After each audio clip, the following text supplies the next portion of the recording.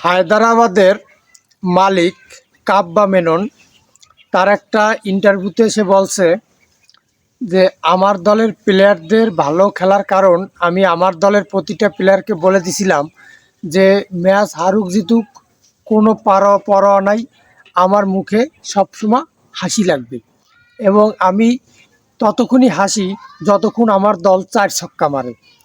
প্রচুর 4 ছক্কা মারতে হবে, তাহলে আমার মুখে হাসি থাকবে। কাপ পাই বা না পাই, আপনারা আমার মুখে হাসি আনার চেষ্টা করবেন। কথাটা হায়দরাবাদের প্রতিটা প্লেয়ার খুব সিরিয়াসলি নিয়ে নিছে।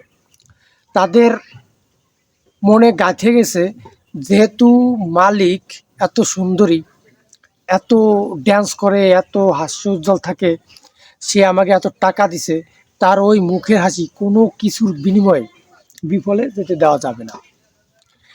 এই চিন্তা মাথায় নিয়ে হায়দরাবাদের ব্যাটিংরা যখন ক্রিজে ব্যাট করতে নামে, তখন ভাই এমনি গরম 41 ডিগ্রি উঠে গেছে তাপমাত্রা, কিন্তু হায়দরাবাদের প্রতিটা ব্যাটসম্যানের মাথা টেম্পার থাকে 200 ডিগ্রির উপরে, এবং এত গরম ওদের মাথা, ওরা নামার পরে শুধু 4-6 এইগুলোই মারে।